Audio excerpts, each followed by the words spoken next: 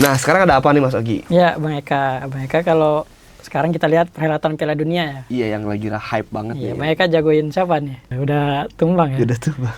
Tapi ya kalau kita lihat sebenarnya perhelatan Piala Dunia sekarang memang banyak kontroversial ya. Sangat-sangat dari awal ya. Kontroversinya ada Bang Eka. Piala Dunia juga terjadi di tengah serangan Israel di Gaza yang tidak berhenti-berhenti kan.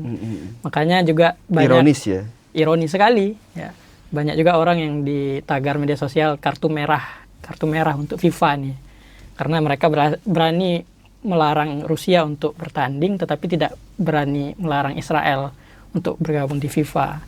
Nah, ini juga kita lihatlah bagaimana tulisan dari laman gazamedia.net, Argentina versus Mesir, POV supporter Palestina dan standar ganda FIFA.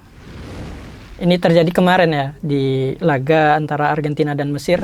Sementara Lionel Messi juga kita lihat gagal mengeksekusi penalti setelah tendangannya ditepis Mustafa Sober. Namun Albikel membalikkan keadaan pada dianulir VAR karena pelanggaran dalam proses terjadinya gol. Nah, jadi dalam tulisan ini kita melihat mereka menikmati perhelatan Piala Dunia ini di bawah reruntuhan puing-puing ya akibat mesin kezaliman Israel ini. Nah, sebaliknya di Israel para pemukim ilegal ini berduyun mengibarkan bendera Argentina setelah kemenangan kontroversial yang dianulir wasit ini. Nah, bagi sebagian pendukung Argentina ya itu menghubungkan bagaimana kedekatan Messi dengan Israel kerap menjadi sorotan karena ia berapa kali berkunjung ke Yerusalem, termasuk pernah mengunjungi tembok barat ya yang kita kenal di umat Islam itu tembok buruk. Kunjungan tersebut membuat sebagian kalangan mengaitkan sosok Messi dengan citra positif Israel. Meski tidak ada pernyataan dari Messi yang menyatakan dirinya mewakili gerakan atau agenda politik Israel. Nah, inilah kalau kita lihat juga coach atau pelatih dari Mesir Hussam Hassan itu dia mengangkat bendera Palestina. Sebegitunya mereka juga melibatkan perjuangan saudara-saudara Palestina di dalam perhelatan Piala Dunia kali ini.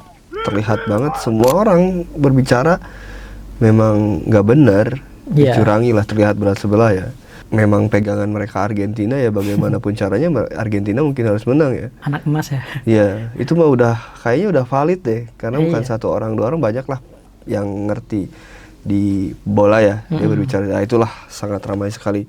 Cuma menurut saya itu juga adalah sejarah Mesir yang bisa hampir di babak pertama itu dia mengalahkan Argentina 2-0 bayangkan. Jadi udah di atas angin, wah gila euforianya ya. Iya. Cuman kita jangan ngomongin Argentinanya dulu nih. Sebelum Argentina, jadi sudah terlihat banget nih si pelatih ini tuh memang peduli tentang Palestina juga ya. Iya. Jadi ketika dia lolos 16 besar tuh, dia turun ke bawah membawa bendera Palestina. Dan katanya banyak kecaman dari media-media Israel bahwa dia menjadi provokatif membawa isu politik ke dalam dunia olahraga. Tapi ternyata akhirnya FIFA mengklarifikasi, sah saja, tidak apa-apa katanya dia membawa bendera Palestina ke dalam itu. Satu keberanian Mas Ogi. Keberanian banget untuk mengibarkan bendera Palestina. Dan bahkan karena saya ngikutin ya tentang berita itu, ketika mereka dicurangi waktu di Argentina versus Mesir itu, ketika dia turun dari lapangan ada supporter Mesir dilempar kamar. Namanya seorang pelatih kan ketika cemerlang, kenapa Piala Dunia ini menjadi spotlight semua orang, karena di situ adalah satu jenjang karir yang akan nantinya dia akan menjadi sesuatu lah maksudnya. Yang keren tadi pelatih tadi itu ya, dia meludahi. Itu salah satu ya, saya stand with Palestine gitu kan. Iya. Wah, terus kemudian ada lagi nih Mas Ogi, ketika diwawancara setelah kalah. Iya. Dia nggak membahas tentang masalah bola, kenapa kamu kalah? Saya tidak peduli, ya udahlah, karena semua orang udah tahu ini adalah kecurangan dari FIFA standar ganda tadi yang Mas Ogi bilang. Cuman dia bicara يمكن خلال كأس عالم نبعث رسالة نرجوكم خلي الشعب الفلسطيني يعيش هم مش عايزين حاجة، يعيشوا بس. فلو سمحتوا من خلال الإعلاميين المحترمين الرياضيين عادي زي ما احنا بنعمل شعار الفيفا يقول لك ريسبكت والفير، فاحنا عايزين فير في الحياه، وعايزين ريسبكت البني ادم، عايزين ريسبكت ان البني ادم يعيش، وعايزين فير ان في شعوب تعيش. بس ده كل اللي انا بقوله. Kalau ada satu orang yang tidak simpati pada rakyat Palestina, bahwa orang tersebut bukan seorang manusia. Betul. Itu menjadi viral. Iya. Juga dia tambah kata-kata bayangkan di Gaza itu anak-anak menggunakan baju-baju nasional Iya, negara. Barcelona, Madrid, dan itu yang dizalimi oleh Israel gitu ya. Gila. Nah, dia membuat semua orang berpikir dan semua orang di dunia saat ini berbalik memandang FIFA gitu sih. Betul. Dia melakukan momentum yang pas.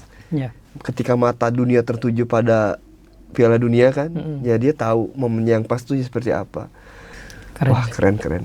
Jadi bagaimana menurut kalian tentang Mesir yang dicurangi FIFA? Setuju atau tidak?